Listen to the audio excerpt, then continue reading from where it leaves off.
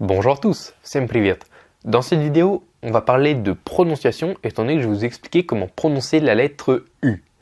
Alors, bien entendu, si vous ne connaissez pas encore l'alphabet russe, étant donné qu'on va parler d'une lettre de l'alphabet russe, il serait bon de d'abord commencer par les bases et donc de cliquer sur le lien en description, le tout premier, pour accéder à ma suite, enfin à ma série de vidéos totalement gratuite, totalement offerte, dans laquelle j'aborde l'alphabet russe.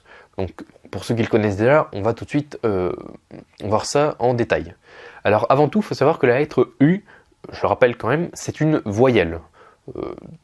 Comme ça, on part sur des bases claires. Et en phonétique, son symbole, c'est celui-ci. Donc c'est un I avec une barre au milieu.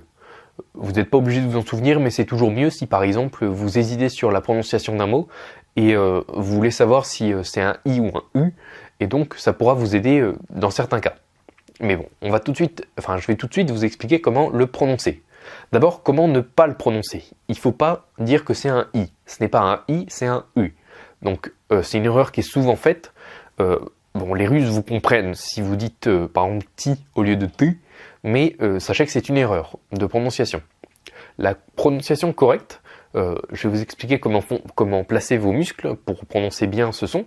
Donc, dans un premier temps, il va falloir placer votre bouche comme si vous allez dire I. Donc, dites I.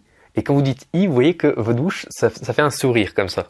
Vous allez conserver cette position, et toujours dans cette position, vous allez essayer de dire OU. OU comme dans hibou par exemple.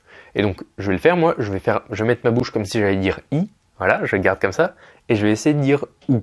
Donc, U, U, U.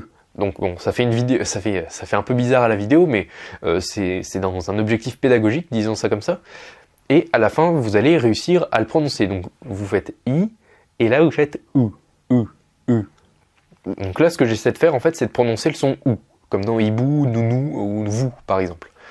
Et à la fin, vous allez être tellement habitué à bien le prononcer, grâce à ce petit exercice, que finalement, vous aurez pu faire ce manège-là avec vos muscles, et vous pourrez simplement le sortir U, U, U, correctement, sans vous forcer à faire à suivre les étapes que je vous ai mises là. Donc voilà, cette vidéo était assez courte, je le sais, en même temps, c'est pas un concept très compliqué, c'est juste la prononciation d'une lettre, mais si ça vous intéresse d'aller plus loin, dans la description, donc je vous ai mis 3 liens. Le premier dont j'ai parlé au début de la vidéo, c'est sur l'alphabet, donc c'est le tout premier, c'est totalement gratuit, c'est totalement offert.